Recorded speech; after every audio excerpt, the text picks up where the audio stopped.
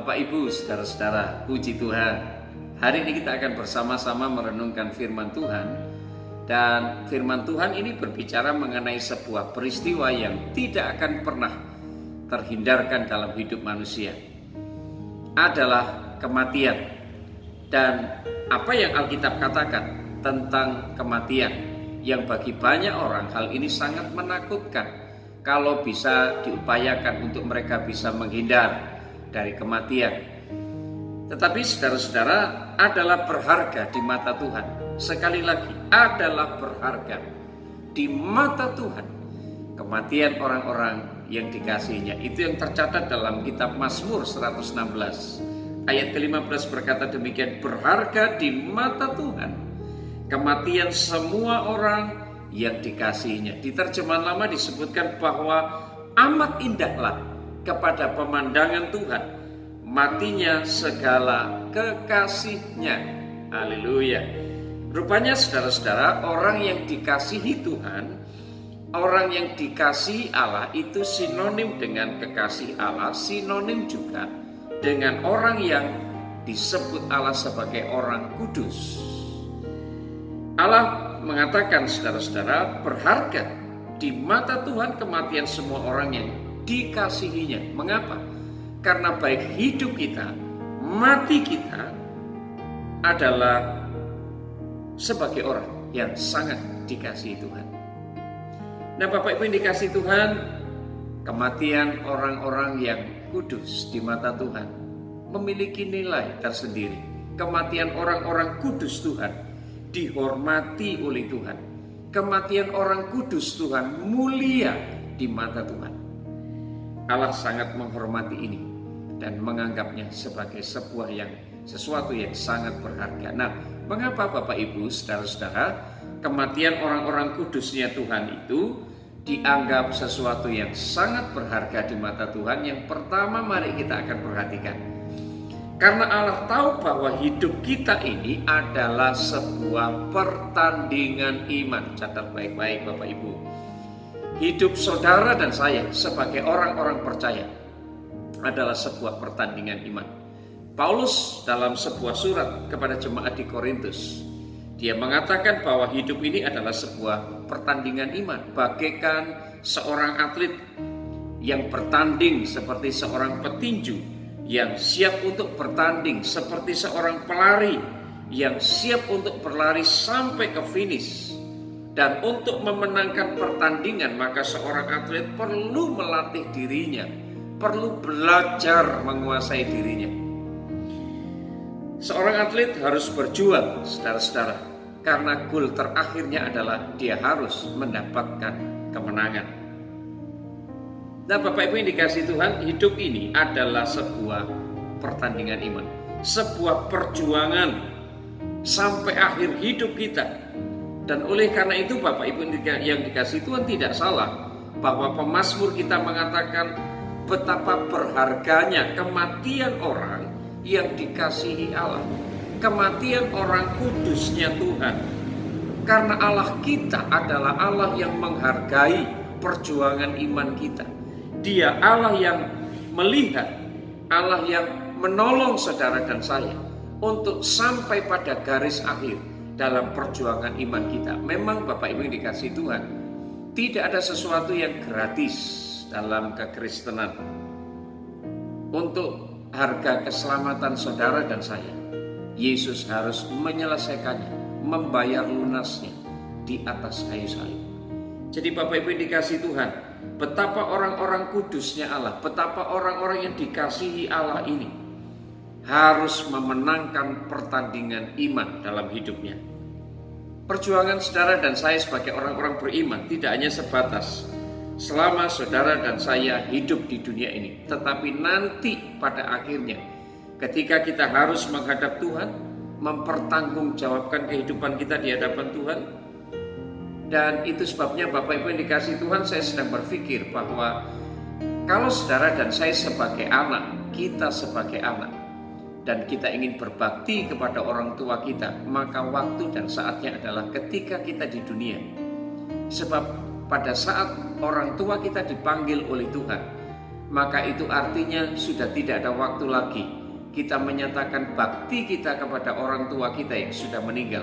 Karena memang tidak ada hubungan sama sekali antara orang yang hidup dan orang yang meninggal. Nah Bapak Ibu, banyak orang yang berpikir bahwa dengan mendoakan keselamatan orang-orang yang sudah meninggal, maka itu sebagai sebuah bentuk bakti mereka kepada orang tua. Saya pikir tidak demikian saudara-saudara, karena jika Allah kita adalah Allah yang menjawab doa orang-orang yang masih hidup untuk orang-orang yang meninggal. Saya sedang beranalogi, misalkan orang yang meninggal adalah orang-orang yang bertindak dursila, orang yang hidupnya jauh dari perkenanan Tuhan, kemudian dia mengakhiri hidupnya dalam sebuah kematian, dan harusnya dia dibinasakan oleh karena perbuatannya.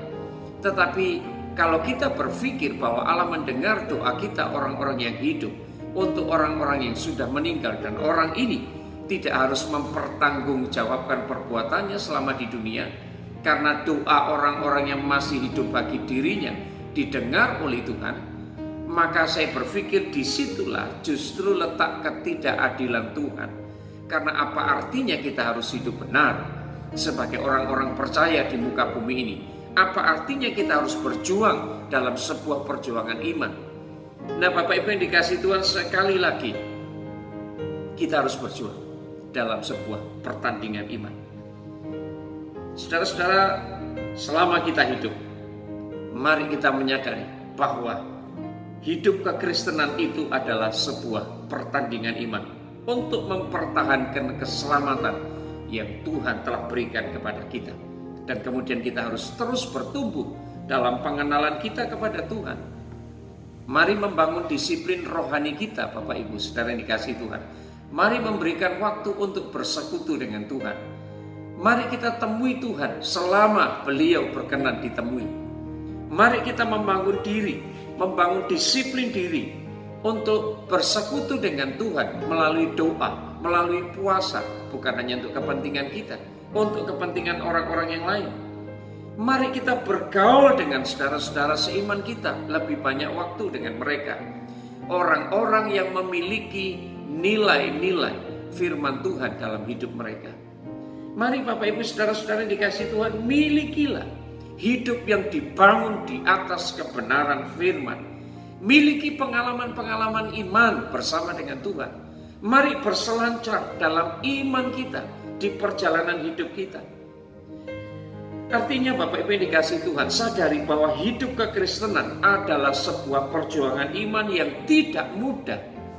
Tapi saya percaya Roh Kudus akan memberi kita kekuatan untuk bisa menjadi orang-orang yang melewati setiap pergumulan, setiap proses, setiap pertandingan, dan akhirnya saudara dan saya menjadi orang yang memenangkan iman dalam pertandingan iman di hidup kita.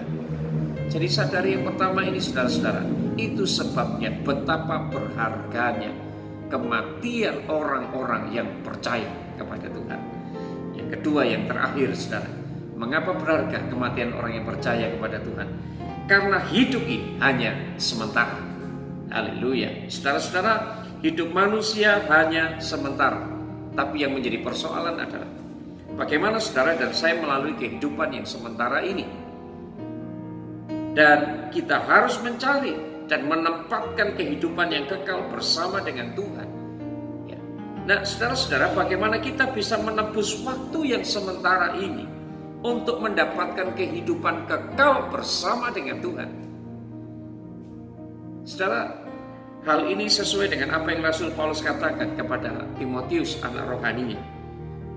Paulus mengatakan, latihan badani itu terbatas gunanya, tetapi ibadah berguna dalam segala hal karena mengandung janji Allah baik untuk hidup ini maupun hidup yang akan datang. Orang-orang yang dikasihi Tuhan harusnya melakukan ini. Mereka menggunakan setiap waktu dalam hidup mereka yang sementara ini untuk mencari perkenanan Tuhan, untuk mendapatkan kehidupan yang kekal bersama dengan Kristus yang adalah juru selamat kita. Haleluya. Saudara-saudara, ada sebuah pujian yang cukup lama, tapi pujian ini akan menjadi pujian yang sangat memberkati di segala zaman. mengingatkan kepada saudara dan saya.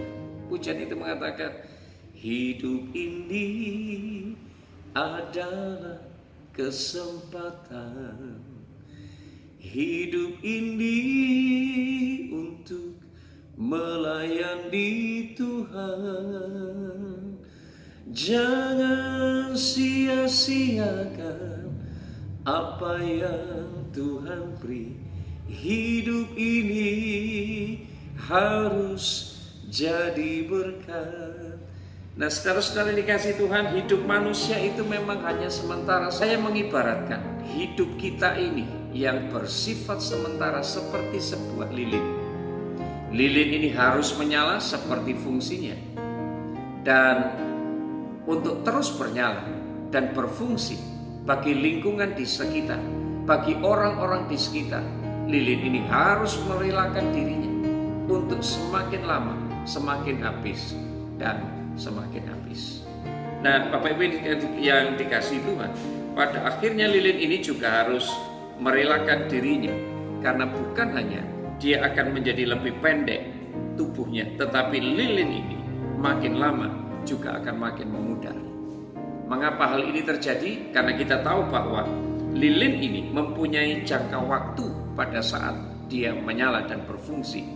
Nah, Bapak Ibu dikasih Tuhan, setelah jangka waktu tertentu lilin ini menyala, pada akhirnya lilin ini pun juga akan menjadi padam. Jadi Bapak Ibu dikasih Tuhan, walaupun keberadaan lilin ini hanya singkat, keberadaan lilin ini hanya sementara, tetapi lilin ini sangat berarti bagi lingkungan, bagi orang-orang yang ada di sekitarnya. Lilin ini menjadi sesuatu yang sangat berharga. Nah, Bapak Ibu dikasih Tuhan, lilin ini memiliki jangka waktu yang memang dibutuhkan dan diperlukan oleh banyak orang.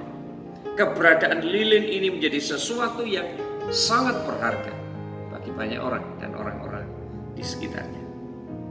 Jadi Bapak Ibu dikasih Tuhan, di kesementaraan waktu selama saudara dan saya hidup di dunia ini, maka Tuhan mau saudara dan saya menjadi berfungsi seperti lilin ini yang menyala dan berguna bagi banyak orang.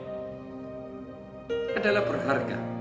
Firman Allah tadi katakan adalah berharga di mata Tuhan kematian semua orang yang dikasihinya.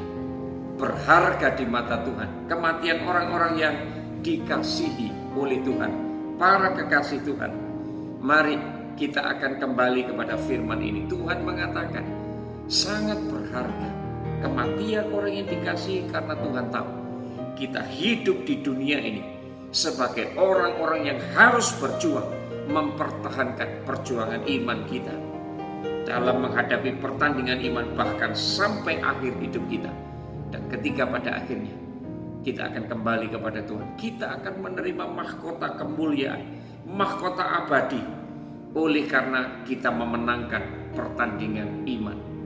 Itu yang Tuhan mau atas hidup saudara dan saya. Yang kedua, saudara-saudara, Allah sangat menghargai kehidupan manusia yang hanya sementara di bumi ini, dan ada kehidupan kekal bersama dengan Allah akan menjadi bagian hidup saudara dan saya, orang-orang yang menggunakan waktu yang sementara ini tetapi menjadi berkat bagi banyak orang, mencari Tuhan, mencari kerajaan Allah dan kebenarannya.